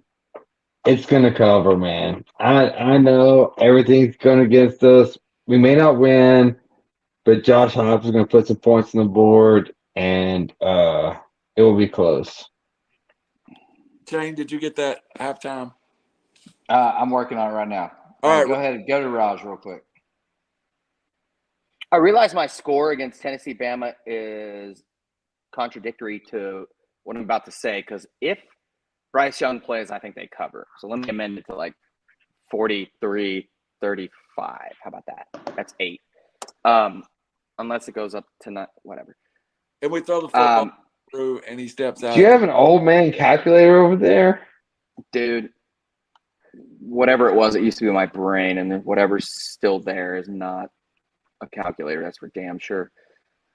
This is a horrible pick because I hate this game. Nobody's going to watch it. Colorado is the worst team I've ever seen in Power 5 right now. They fired Darrell. Cal is Sorry, go ahead. Bad. Colorado is bad. Yeah, and Cal's 14.5. And now they haven't looked great the last few weeks, but they have a lot of speed. And especially Jaden Ott, the freshman. They have 2 good backs, Damian Lewis the other. I think Cal wins by 30. I also personally always pick against Miami. They're 7-point favorites at Virginia Tech. They could be 7-point favorites at Tennessee Tech, and I'd take Tennessee Tech. The Padres score. They did? Score. Yeah. I'm behind. Gratterall. All right. So your first half bet, Randall, is over under 33. Easy cover. Easy cover on you. The spread is 4.5 Bama on the first half. I'm not going to play a spread. I'm just going to play. Yeah, over under 33. Yes, sir. Randall, Trey Turner double play error. That's how they scored. Yeah. Sorry. Routine. I think Josh Heupel has this.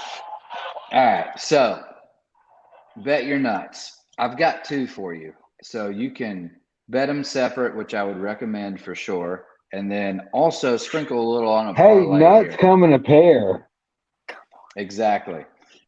So I'm taking Chargers minus 4.5 all day long. I The like Broncos, Mistake. the Broncos look awful right now. And Russell Wilson is, like I said, is not even in the building half the time. He's fallen off a cliff. Love Chargers 4.5. Also love Oh, the a Vols bunch. I haven't seen that. plus 7. Suicide bunt. Go ahead, Brent. Suicide bunt. Yeah. No. Trey Vols plus Turner 7. cost them this game. Chargers minus 4.5. Vols plus 7. Bet them individually, but sprinkle Are a you giving little us with a a? Are you giving parlay. us a 16 parlay? I've given you 2 team parlay. Sprinkle Oh, a little on the parlay. You just been talking for so long. I thought it was 6 teams.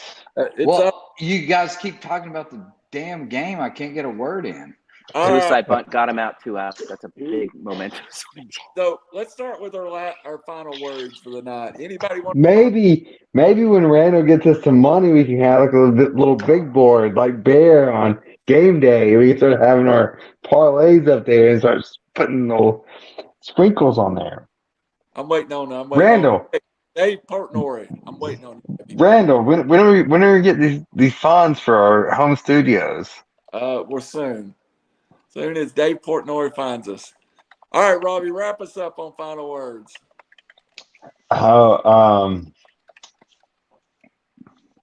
Final words are one more day of work tomorrow, then head to Knoxville Friday morning.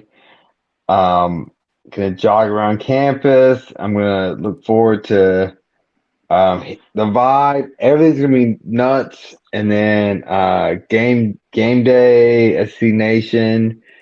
It's weird to see Knoxville back in the center of Collegeville Universe. I've been there obviously many times recently for big basketball games, and Raj and I have.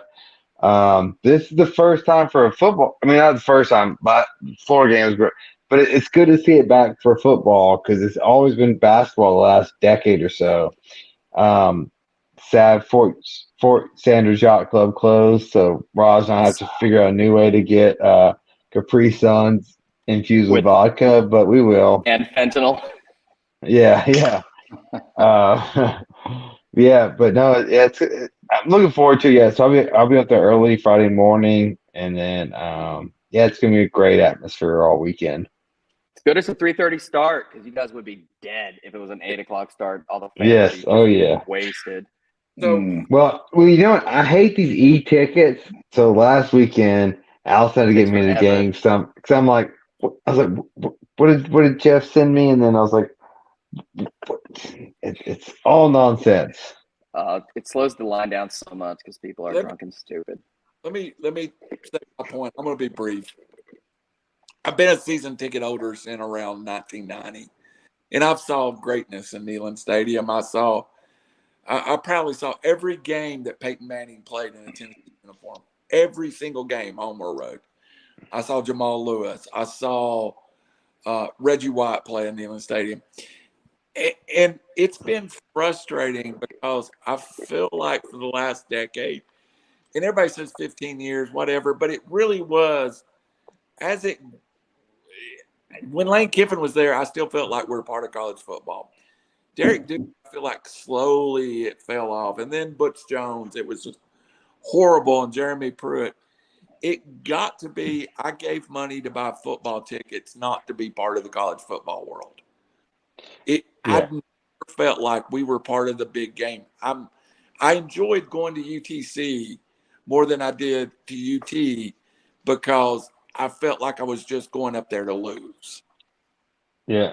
And I agree with Randall. You made a point without making a point that I just want to touch on something that Paul Feinbaum said today. that is not going to happen. Paul Feinbaum was talking about Heupel to OU. That's not going to happen because Heupel watched Lane Kiffin move to what he thought was his dream school, and then it fell apart, and Lane Kiffin would literally walk to Knoxville again to come back here. And so Lane Kiffin's in a great spot now. USC is a great program, but you don't leave a great spot to hope to achieve greatness somewhere else where the expectations are equally as high and you haven't built any credibility. And that's what Lane Kiffin failed at, and that's what Sark failed at. I agree with you. No, well, Tennessee's a top, probably at least 10, maybe 5 destination. Back to 10. They were like 50 for a while, but Kiffin had history at USC. Come on. But He did, but I'm not saying Kiffin was wrong. I'm saying Kiffin left what he perceived as his dream job from a secure job. And when you go to a new job, it's not secure. If you're not great immediately, you're going to get fired on a tarmac.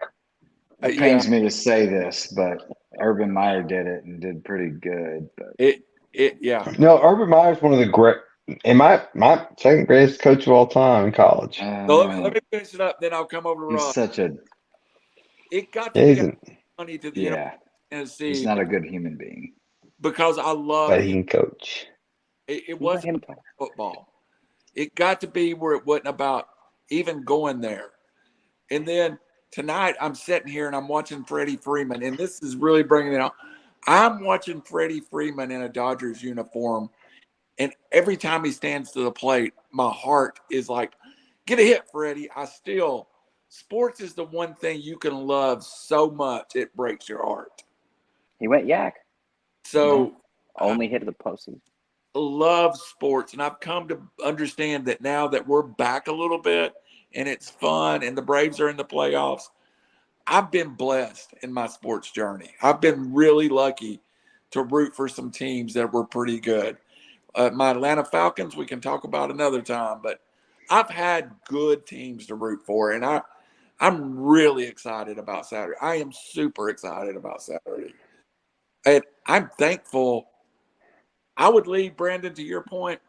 I got where for a 3:30 kickoff, and we live about 2 hours from Knoxville. I would leave at 12:30, and I'd leave the stadium at 5 o'clock. You know, I'm 6 a.m. breakfast burritos, bro. Yeah, I'm leaving. SoCal. I'm leaving at 7 o'clock Saturday morning for a 3:30 kickoff. Yep, That's excitement. All right, Raj, go ahead, buddy. So 3 quick things, 2 of which I played off Randall. Number 1, Atlanta is in the right direction. Going in the right direction, in my opinion. They've done well in the secondary, but people knocked Drake London, and I think that's been a sensational pick. Drake London has been fantastic. Dude, and now they're talking about making Kyle Pitts expendable, because think about what you can get for him in not a tight end heavy offense. But then again, when Mariota's your quarterback, tight end doesn't matter as much. Number 2, the Dodgers tonight ruined my mojo because we won the game last night on bullpen, and our 3 best hitters, Fred, who is a Dodger god now in LA, once the most feared man in LA, Betts and Justin Turner were 0 for 10. And that's what the playoffs are about. Like Philly, bottom of the order. San Diego, first round, bottom of the order. It's a restart. And playoff baseball is like college football in the sense you can't. The only predictable thing is that it's unpredictable. 3, actually, I'm going to go 4. A lot of people ask me about UT passing USC and in the polls. Well, USC did beat a team that should be ranked in Washington State, 30-14. UT beat a team that shouldn't be ranked in LSU. That being said, 1, that's Tiger Stadium. You play there anytime on the road and you do what they did, you deserve to be ranked really high.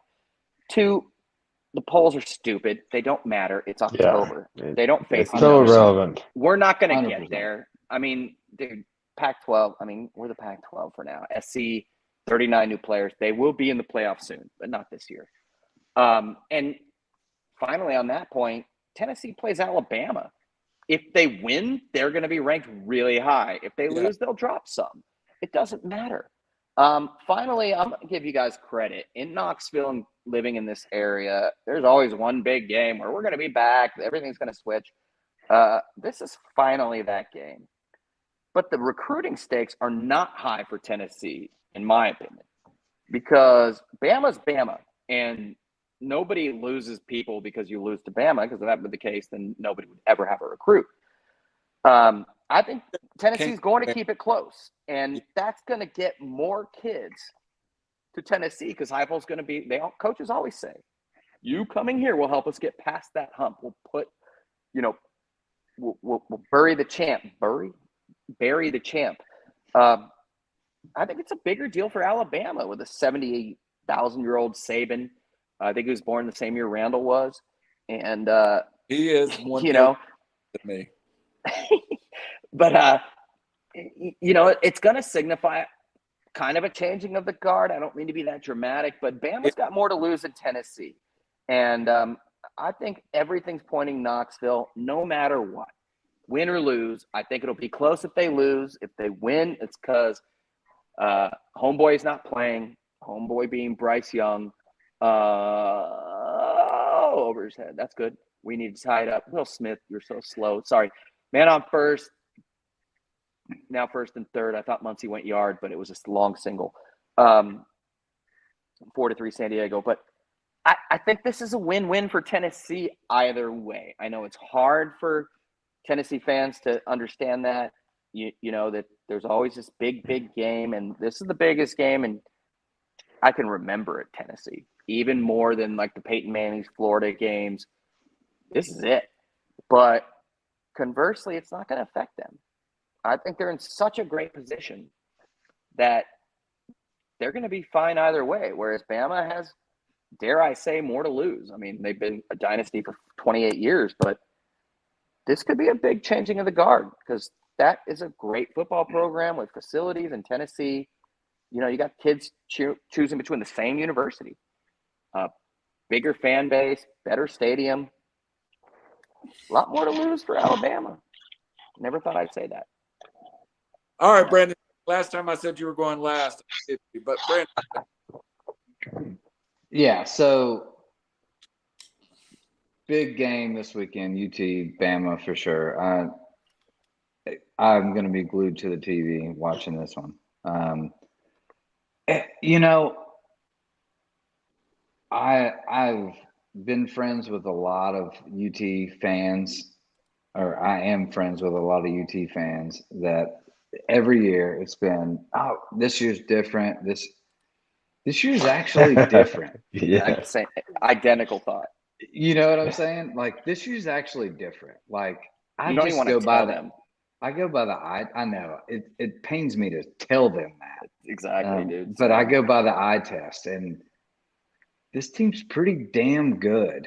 And Hooker's pretty damn good. And I'm a fan, not of the Vols, but just of their program, what they're doing, and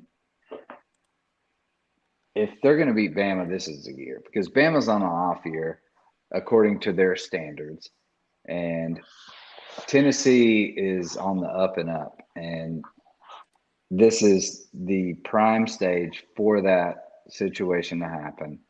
I don't think it matters to of course Saban wants to win this game. This is obviously in the back of his mind, but does he have to win the game and still get to the national championship?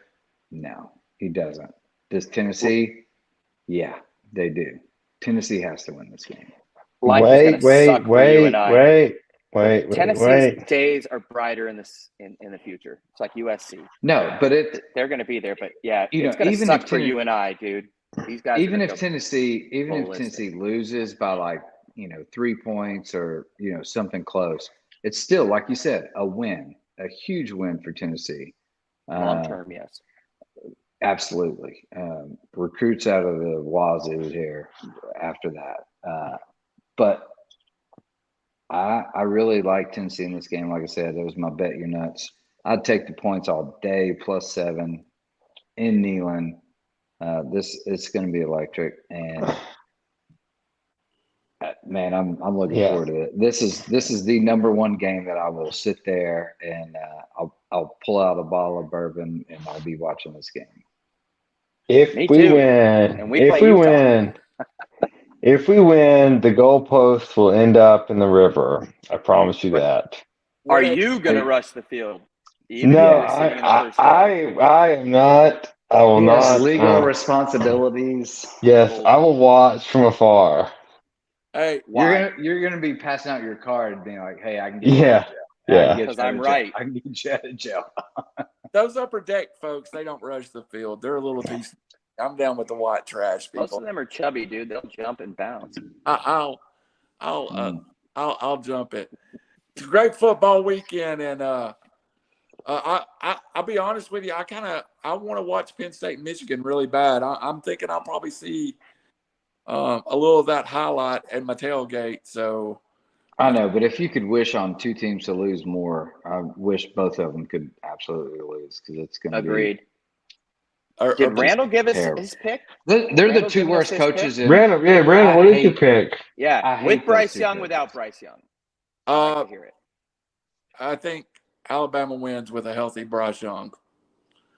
I think if Jalen, I think we don't. I think there's a real good chance that if Bryce Young doesn't play, we see the Westview, Tennessee kid, Ty Simpson, playing in this game because I don't think Alabama can beat Tennessee with Milroe. I don't think he can be enough down the field to beat Tennessee. The one way Bryce Young that they could beat Tennessee, and they don't have to burn the shirt, is to play Ty Simpson.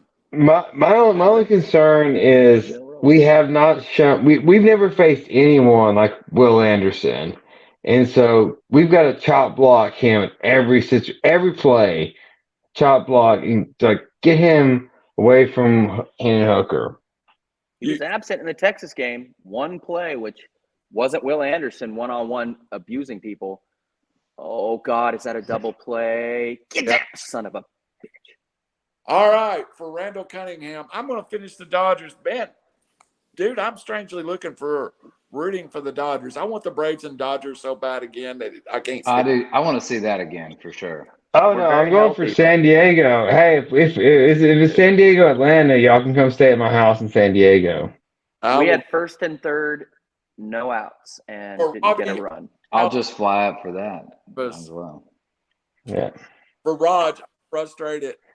We can make fun of Raj. We have some Atlanta and Padres hats on. And for the great Brendan Shane, before we go 2 hours, I'm going to wish you good night and God bless.